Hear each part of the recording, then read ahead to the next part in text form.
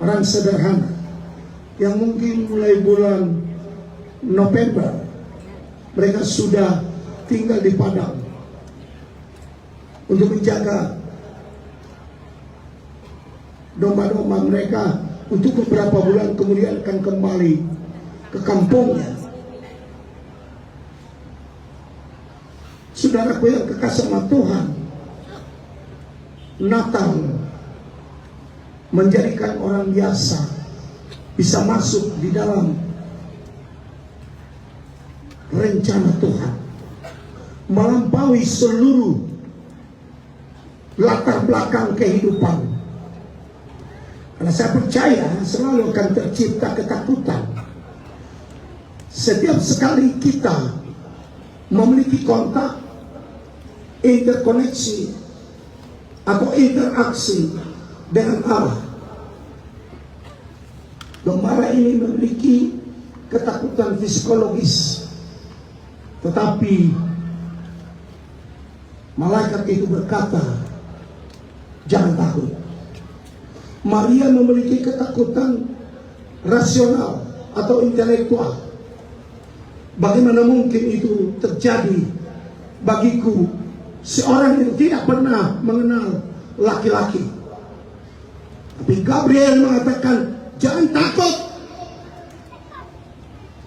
Saudaraku yang kekasih sama Tuhan, hubungan kita dengan Tuhan adalah sebuah hubungan yang unik. Karena engkau bersembunyi di dalam hidup Kristus itu, dan Kristus itu hidup di dalam Allah, Allah di dalam Dia, sehingga kita orang-orang percaya ada di dalam Allah itu sendiri. Dalam Yohanes pasal 17, sebagaimana aku ada di dalam kau, kau di dalam aku, supaya mereka ada di dalam kita. Saudaraku yang kekasih sama Tuhan, kejadian ini mencengangkan hati orang yang mengerti. Karena jarang malaikat turun dengan seberapa banyak bala tentara surga.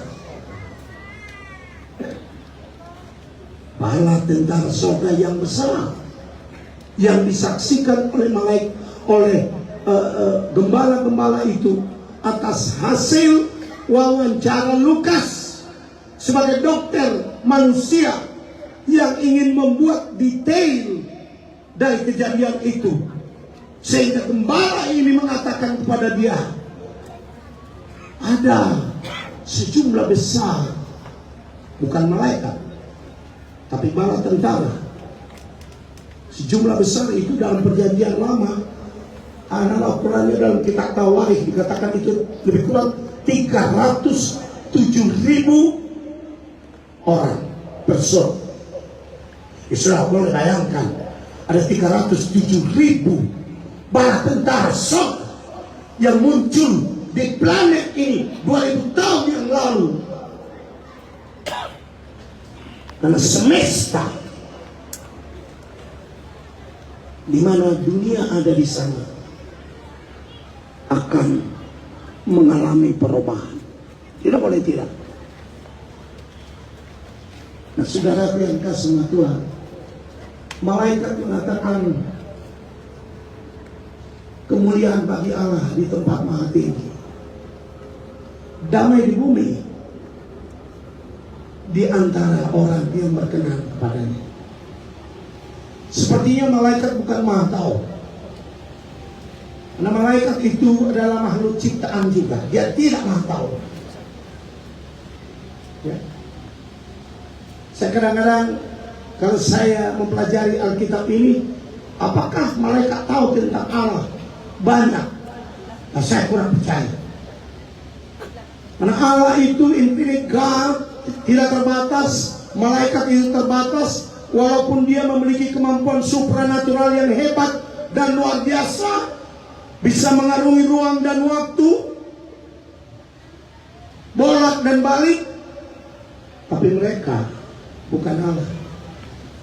Dia sama seperti saudara. Manusia diciptakan mempunyai kapasitas seperti itu.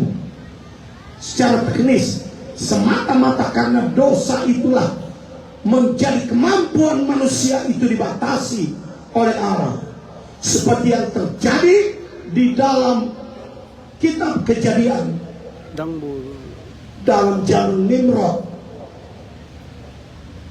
Sebab firman Tuhan mengatakan di situ, apa saja yang mereka pikirkan dapat mereka lakukan. Itulah simbol. Itu lebih kurang 4.000 tahun yang lalu. Ya. 4.000 tahun lebih yang lalu. Menjadi simbol pengetahuan sekarang. Nothing impossible for the mind of human. Waktunya sudah dekat. Semua akan dirubahkan. Tapi berita ini harus diberitakan kepada semua orang. Yang membutuhkan bagaimana yang memberitakan ini. Karena setelah mereka menyaksikan bayi di palungan itu, mereka pergi memberitakan seperti apa yang telah diceritakan kepada mereka tentang anak itu. Nah, saudara tahu, orang lebih suka cerita tentang aksesoris Tuhan Yesus daripada Yesus sendiri. Orang lebih mengedor aksesoris Natal daripada arti sebenarnya daripada Natal itu. Sehingga Eropa sekarang sudah menjelang 50% ateis. Amerika sudah masuk kepada angka 35 sampai 38% ateis, yang dulunya adalah pusat misionaris dunia. Kita kehilangan kesaksian, memperbanyak teologi.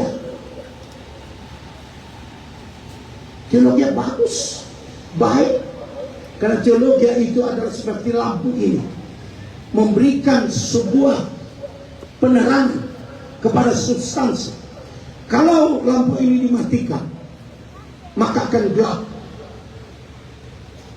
Tetapi saudaraku, gelap itu saudara tidak tahu apa substansinya. Tetapi ketika lampu ini dinyalakan, semua substansi nampak. Ada orang di sana, ada orang di sini, ada seorang pengkhotbah di sini, ada banyak di belakang sana. Lampu ini yang membuat substansi itu terbuka. So nothing wrong with the lights. We need lights. Tapi who gonna express your feeling? Who gonna express your experience with Jesus Christ? Who gonna evangelize the whole world? That in front of our eyes, they're going down. Jesus need shepherd. Perlu kawanan domba yang memberitakan. Terima kasih. Saudaraku, saya percaya damai yang dikatakan oleh malaikat itu tidak langsung terjadi. Kenapa saya katakan dia tidak tahu segala-galanya? Karena sejak proklamasi ini, perang ada di mana-mana. Tak pernah perang berhenti di dunia ini. So what's the peace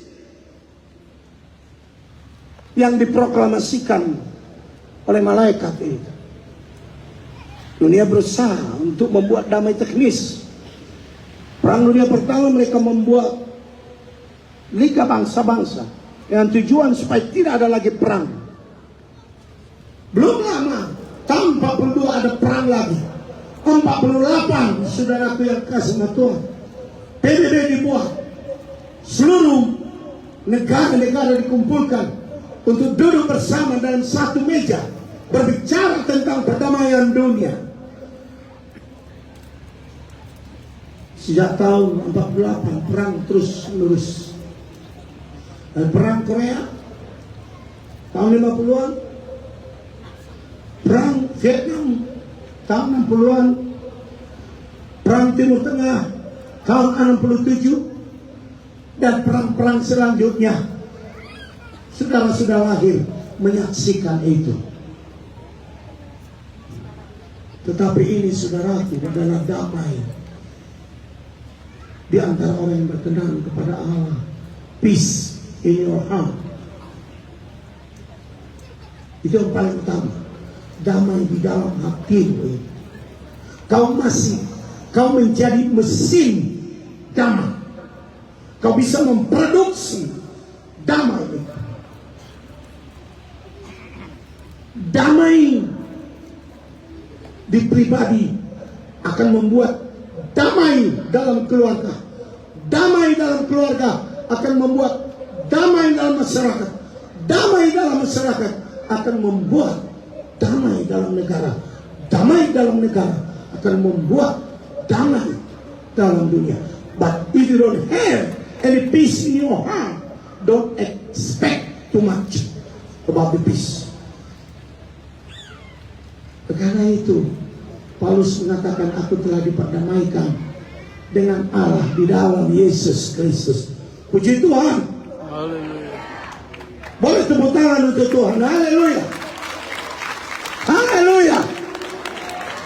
Jadi pribadimu itu menjadi lebih penting bagi Allah, lebih daripada kelompokmu. Mungkin kelompokmu sudah punya label, punya harga, punya nilai, punya simbol. But this word of God speak about your own self. Dia berbicara tentang dirimu. Adakah damai dalam hati kita? Dan damai itu tidak gampang.